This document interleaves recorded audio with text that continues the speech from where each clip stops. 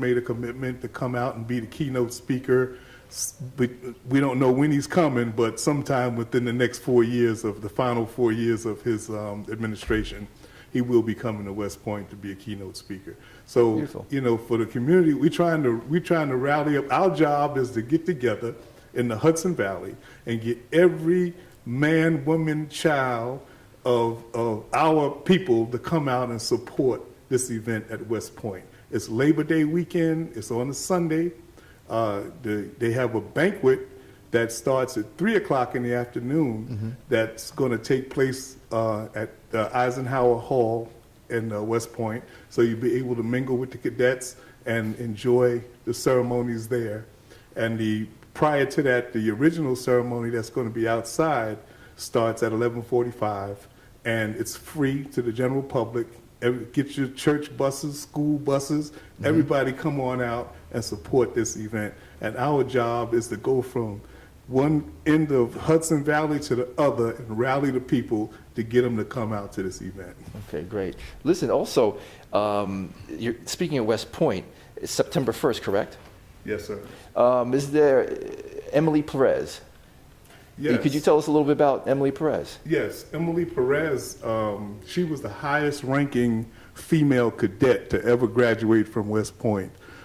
She was killed in combat in Iraq. I believe it was 2 years ago, it might have been 3 years ago. But we intend to honor her at West Point. She's buried at West Point Cemetery. And when we go there, we're going to lay a wreath at her gravesite as well and pay honor to her. Excellent, excellent. Because the history of the Buffalo Soldier, I mean, it goes back all the way to Henry O. Flipper, Yes. correct? Yes. And he had an altercation at West Point, and hopefully it's been rectified. I believe it has been throughout time, but he went through a lot of stuff. Yes, And so how do people accept you when you come riding in with your colors and they notice that you're wearing the Buffalo color? Well, you Buffalo know, colors. over the years, I participated in a lot of events. I went to, we rode to New Orleans after the Hurricane Katrina. Yes. And it was such a devastation down there. But we went there, we held our convention there, and it was probably about 800 of us. And we went and stayed for a week. And they had to shut down Lake Pontchartrain to get us back across because there was so many of us. And it took about maybe 4 hours for us to get back across the bridge. I had the honor when I was in Florida to also deliver the food to one of the churches that was feeding that Thanksgiving the people from Hurricane Katrina. We went to Gina, Louisiana when they locked the kids up down there. It was a couple of hundred of us there. And when we ride into these areas, people are so excited to see the Buffalo Soldiers. We're not an ordinary motorcycle club. You know, anybody can put colors on their back and run up and down the road and go get hamburgers and ice cream, or some of them just start trouble. You know, we're not that. We are law enforcement orientated. We are Christians. We are community service people, and this is our goal. And that's what we do. That's what we intend to do. And I'm the president now. We're going to have elections every 2 years, so we'll have a new president year after next. And I intend to set the mold so that it will continue in the same format. That's beautiful. That's beautiful. So, but then people that are interested in joining your motorcycle club, is there any prerequisite? There's anybody can join that you feel is outstanding or upstanding in the community. Yes. And that's what you want. You want upright citizens We want to be people of moral character that have 1,100 motorcycles or bigger, because you got to be able to keep up. You got to keep up. You got to keep up. You know, they love to ride and they love to give back. So we want to do all of that in our communities from So basically the whole Hudson Valley. Okay, so basically, I'll put the word out for you. Okay, we Definitely, appreciate it. man, because I think you're going to get a whole lot more than just regular people coming into your crew. Well, I think wonderful. that's you guys are excellent. You guys are excellent, and keep up the good work. Anything you Now, have to add? you have heard of the good things that we have done. Okay. I want to tell you some of the things that happened to us while we were in the military. Okay. You see us sitting here? The military at that particular time was segregated. Yes. We had our own swimming pool, basketball team, everything. Everything I done, it was done on horseback. A machine gun, rifles, everything was done on horseback. We did not have, as of today, black commanding officers. We had white officers, and pray God that they was not from Mississippi, Alabama, Georgia. Because if you get one that was down there and you had to go in his office, you had some stripes on when you went in, you had no stripes on when you come out. So they physically took them off of you? It was segregated in the military. Yes. And they used it the way they're supposed to use it.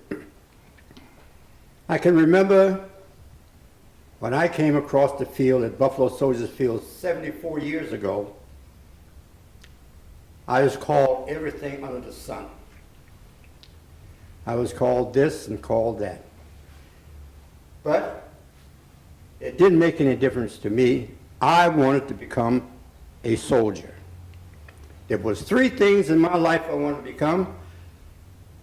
During my lifetime, I wanted to become a police officer, which I became a police officer. I wanted to become a long-distance bus driver, which I got that. Yes. And a Buffalo soldier. So you accomplished all 3? All 3. But it wasn't no easy job for us. Segregation was awful.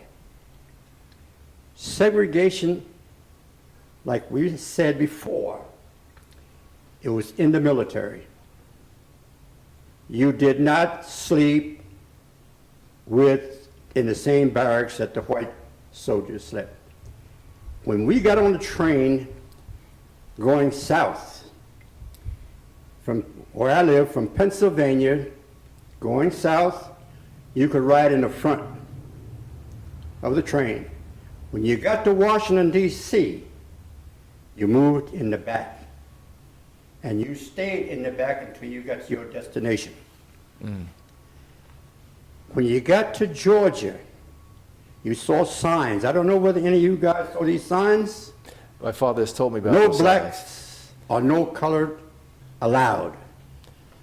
That was nice because they could have used other And terms. here you are fighting for your country. You could not have a rifle with ammunition. The military did not want you to be shooting white soldiers, even though that they're trying to take your country. The Germans, we couldn't fight them, even though they was trying to take our country. That still aggravates me. Yes. I remember taking prisoners, German prisoners, came to West Point, and we took them out to Camp Buckner. A bunch of them got sick, and it happened that day, I got sick too. When I went up to the doctors, I sat down there, and these Germans started talking German, which I understand a little German myself. They waited on them before they waited on me. And I let them know about it in German. I spoke pretty good at that particular time. The United States has changed. The military has changed, but it has not changed that much as far as I am concerned. Anytime you tell me that I can't do this and I can't do that, and the other soldiers can do it, I don't like that. Understood. I don't know, have you, any of your people been spat on or not? I think spitting is the worst thing that can happen to a person, somebody spit on them. I've been spit on. And I promise that if you spit on me, you are in a world of trouble. This is what happened to me while I was in this service. And don't think it's changed. It has changed some, but it hasn't changed all that much as far as I am concerned. I am an American. I am not an Afro-American. I am an American. I was born in this country, fought for this country. I'm not an Afro-American. I am an American. Well said. Well said. Thank you. Well said. Right now, we're going to go outside and we're going to take a look at some of these beautiful bikes that these gentlemen have, and we'll have a few more questions for the club.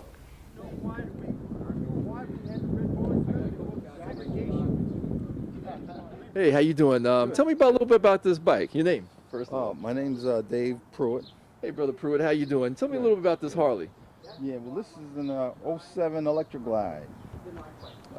Actually, this bike belongs to my wife. She also rides. I own a 92 Heritage Softail, which is also a Harley Davidson. Harley Davidson. Yeah. Wow. This got some history behind these. Electra Glide. This is Yeah. the same bike that the movie was made out of, right? Electra Glide in blue.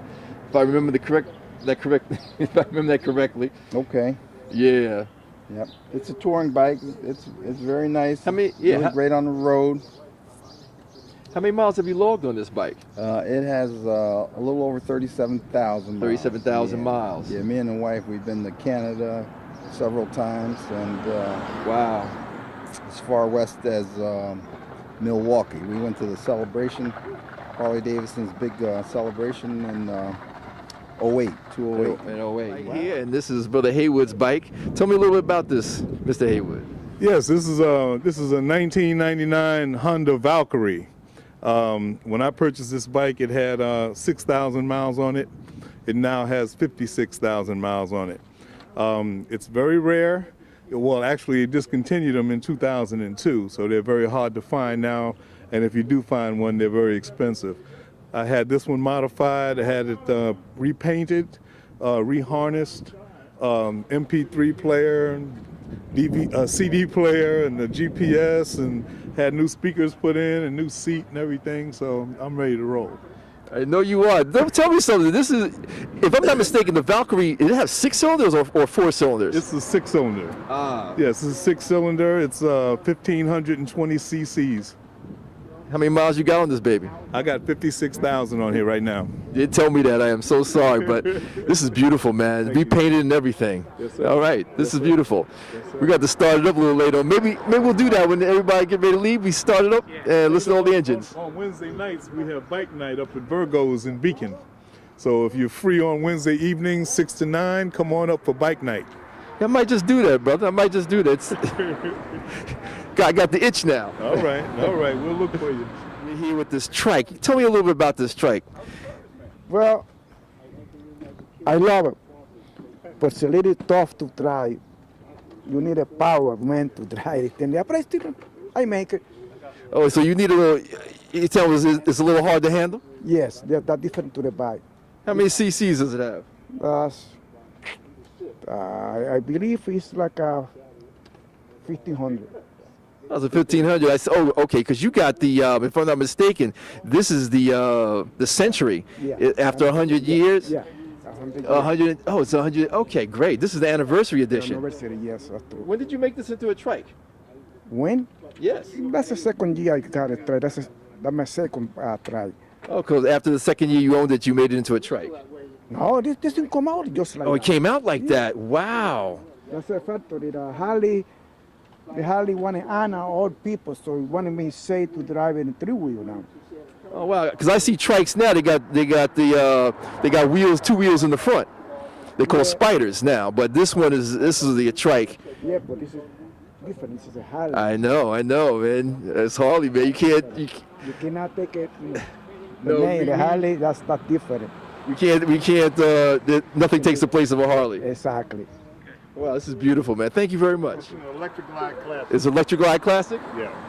This is a 2000 Electric Glide Classic with modifications. What kind of modifications you have? Well, the bike originally was an 88 cubic inch bike. It is now a 96 cubic inch bike. The heads have been redone. It has a cam in it. Special brakes. You know, a lot of work has been done on this bike.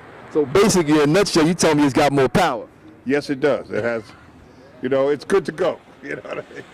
It's a very comfortable bike. It's a 2000.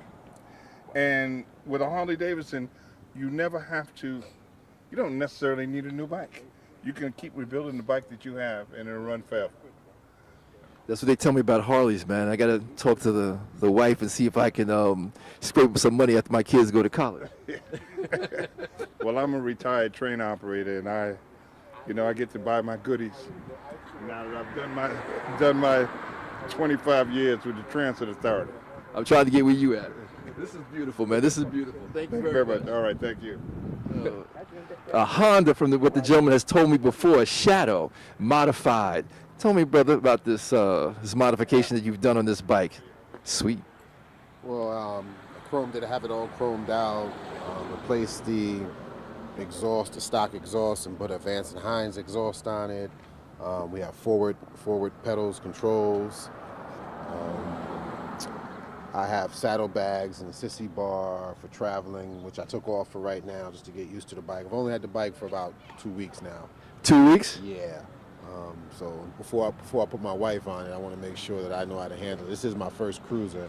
All my life I've had, not all my life, but for the past 10 years, I've had street bikes, Japanese street bikes. So this is my first cruiser, trying to get my grown man on, and that's just pretty much how we're doing it.